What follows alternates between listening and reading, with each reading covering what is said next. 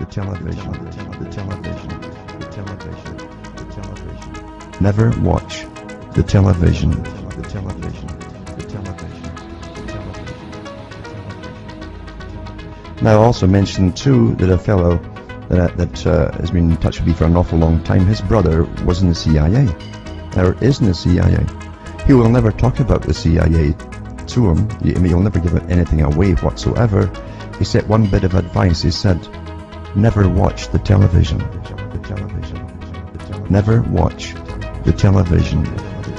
It's the greatest scientific indoctrination tool ever devised. Haven't you figured that out? It's changed the whole culture of nations, not just one nation. Why do you think it was mandatory that everybody in Britain have access to televisions by the government? Why do you think China is under the same program to get everyone with a TV right now? Because they love to have you entertained. Do you really think that? And India is on the same route as well right now too. Most of your ideas and your opinions and how you emulate, because you emulate things, you mimic what you see. As Charles Galton, Darwin and others had said in the past. It becomes you, you become it. And that's what's happened. It's been very, very, very successful. Never watch the television. You can't watch a movie unless you do it critically. If you watch it critically, not there to enjoy it. Remember what they say, it's your emotions that get you on. And it's interwoven, all these emotional themes all through movies. You're played like a harp. And they embed ideas into you, along with the movies. And predictive programming too, so you'll accept that which is still to come. And you'll behave the same way as the characters in the movie when it comes.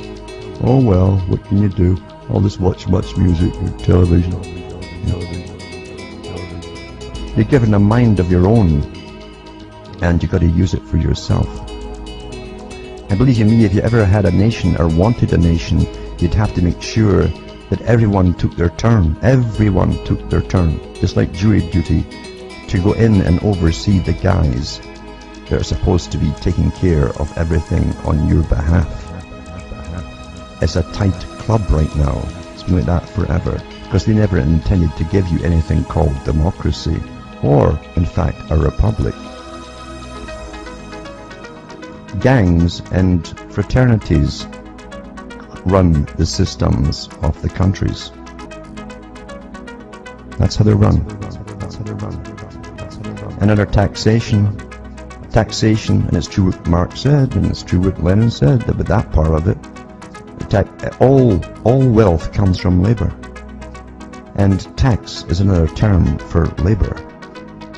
When they take your labor from you and give you nothing back for it, that's called stealing and slavery. Slavery, folks. But no teacher told you that, did they?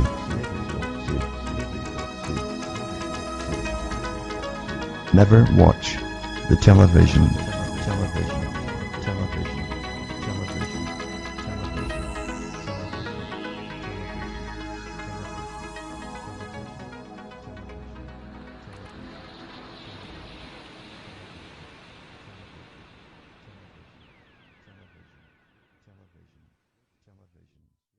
If anyone takes an honest look at 9/11 and specifically Building 7, they will realize they're being lied to. And the entire system is set up to continue lying to them. That tells you a lot about not only how much our government feels about us, but also about what our government's real agenda is and what they're really endorsing, which is a never-ending state of war. These people are psychopaths. They don't have compassion and empathy like a healthy human being does. They don't care about you or me. They don't care about the military. They call us heroes to their media and whatnot. They don't give a shit about us at all. And they certainly don't give a shit about the Iraqi people or the Iranian people or any people for that matter. So if you want to understand the way the world functions, you need to look at it from the perspective of a psychopath who is drunk on his own power. Now, if you can get into that place and start to look at the way the world functions, you're going to find that it all makes perfect sense. Keep in mind, these people also have spent their trillions and trillions of dollars and pounds on building things such as underground compounds, which I don't know if you've got an invitation, but I don't.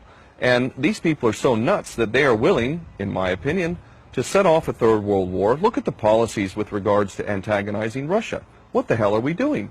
We're picking a fight with a nation. Is Russia seriously a threat to Europe or the West? That's just ridiculous. Of course they're not. Why would you do such a thing? Would a sane, healthy human being carry out a policy like that? No. No. But if you're a psychopath who sees that the only way that you can maintain your position of power is to divide people, then you see war as a good thing. For you, war is great. So everything you can do to get people to fight a war against each other and keep fighting each other is good for you. Now, if you're sane, that doesn't make sense. So you need to get out of your sane perspective, get into the mind of a psychopath, drunk on his own power, and see the world that way, and all of these things will make perfect sense.